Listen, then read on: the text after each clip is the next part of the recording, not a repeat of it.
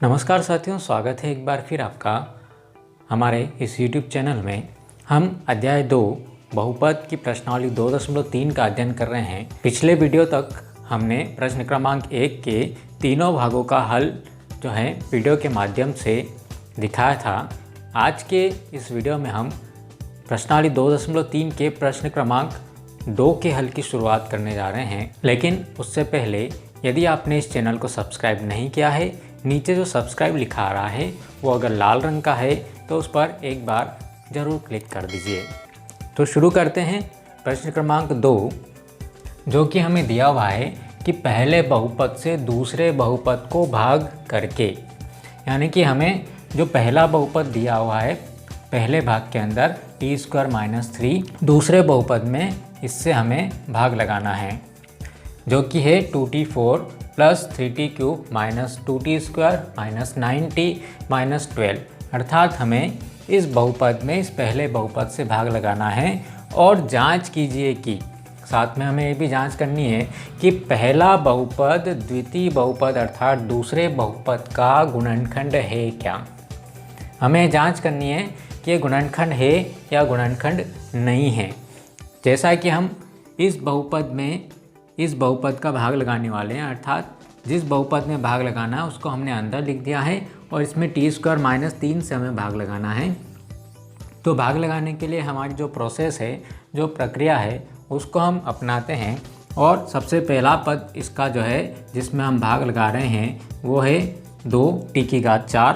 इसमें जिससे हमें भाग लगाना उसका पहला पद है t2। t2 से इस 4 घात को काटेंगे तो हमें मिलेगा 2t²। इस 2t² का हमें क्या करना पड़ेगा, t² - 3 में गुणा करवाना पड़ेगा। तो इस t² में भी गुणा होगा, हम डायरेक्ट गुणा करवा रहे हैं। इतने भाग देखने के बाद अब आप जो है सीधे सीधे इसका गुणा करवा सकते हैं।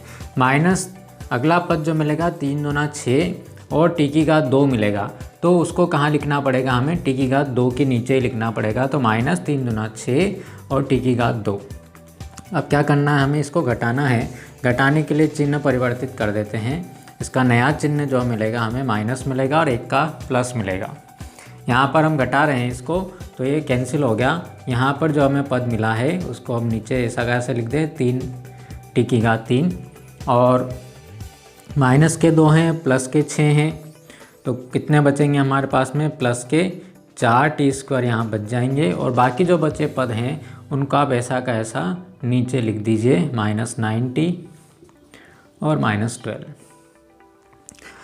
अगली स्टेप के लिए इस 3t³ में हमें t² से भाग लगाना है। 3t³ में भाग लगाएंगे किससे, t² से। तो t² से क्यूब कट जाएगा तो हमें मिलेगा कितना, 3t मिलेगा। इस 3t में गुणा करवाना पड़ेगा, अर्थात हमारा जो भागफल का दूसरा पद है वो मिला हमें 3t मिला। 3t से गुणा करवाएं, किसके अंदर करवाना पड़ेगा हमको, t² - 3 में गुणा करवाएंगे। तो यहाँ पे हमको मिलेगा 3t³ - 3 क्या कितना हो गया, 9t। तो इसको हम 3 घात वाले पद के नीचे 3 घात वाला पद लिखते हैं। -9t, 9 कहाँ पर है हमारा, यहाँ पर है। तो 9t वाले पद के नीचे t वाला पद जो हम लिख दें और फिर इसको घटा लें। घटाने पर चिन्ह परिवर्तित कर दें, ये हमारा कैंसिल हो गया। और एक 9t माइनस का एक प्लस का, तो ये भी घट जाएगा, अर्थात हम इसको कैंसिल कर सकते हैं। यहाँ से अपने को मिलेगा कितना, मिलेगा 4t² और यहाँ से अपने को मिला कितना, -12। अगले क्रम के लिए हम क्या करते हैं, 4t² को t² से भाग लगाते हैं। 4t² को भाग लगाया t² से, क्या मिलेगा हमें, केवल 4 मिलेगा। इस 4 का गुणा अपने को कहाँ करना पड़ेगा, t² - 3 में। तो t² - 3 में 4 का गुणा करवा दें हम, तो t² में अगर हम 4 का गुणा करवाएंगे तो हमें मिलेगा 4t² प्लस माइनस 4 का गुणा 3 में करवाएं तो 12, अर्थात हमें जो है 4t² - 12 मिल चुका है। यहाँ घटाएंगे इसको तो ये माइनस हो गया, ये प्लस हो गया। नीचे वाले जो चिन्ह है वो विपरीत चिन्ह है, 4t² - 4t² कैंसिल हो गया। 12 माइनस का है, 12 प्लस का है, 12 में से 12 गए, हमें कितना मिलेगा यहाँ पर शेषफल कितना मिल जाएगा, 0 मिल जाएगा।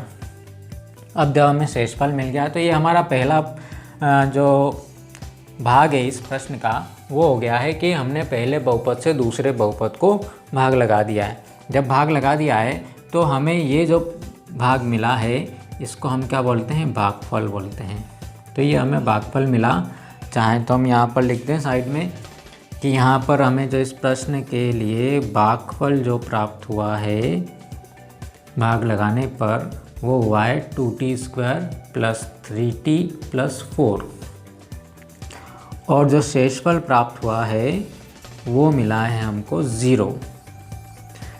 अब ये गुणनखंड है या नहीं है इसका पता हम कैसे लगाएं, तो हमने कक्षा 9 में भी पढ़ा था, गुणनखंड प्रमेय के बारे में भी पढ़ा था, और हमने पिछले एक वीडियो के अंदर भी बताया हुआ है कि इसका गुणनखंड कब हो जाएगा कि जब यदि हमें शेषफल 0 मिल जाता है तो पहला बहुपद दूसरे बहुपद का गुणनखंड हमें मिल जाएगा, कि हम कहेंगे कि ये जो पहला बहुपद है ये दूसरे बहुपद का गुणनखंड है। जिस प्रकार से यदि हम जो है क्या करते हैं कि 20 में अगर हम 4 का भाग लगा रहे हैं तो 5 बार भाग गया, 4 और 5 20, 20 में से 20 घटाया, हमें शेषफल कितना मिल गया, 0 प्राप्त हो गया।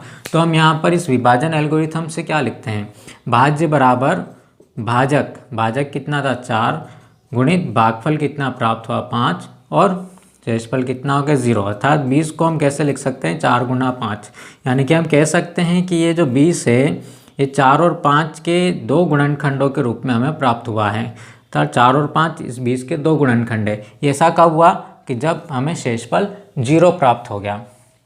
तो इस प्रश्न में भी हम कह सकते हैं, या हम इस विभाजन एल्गोरिथम में ही अगर इसका मान रख दे तो जो बहुपद जिसमें हमने भाग दिया वो px है हमारा, और इसमें हमने किससे भाग दिया, t² - 3 से, और भागफल कितना मिला हमें 2t² + 3t + 4, और शेषफल कितना प्राप्त हुआ हमें 0 प्राप्त हुआ।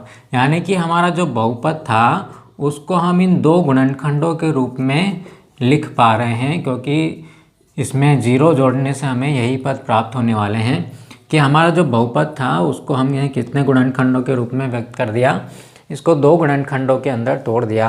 अतः हम कह सकते हैं, यहाँ पर लिखेंगे, क्या लिखेंगे हम उत्तर के लिए, अतः पहला बहुपद या प्रथम बहुपद द्वितीय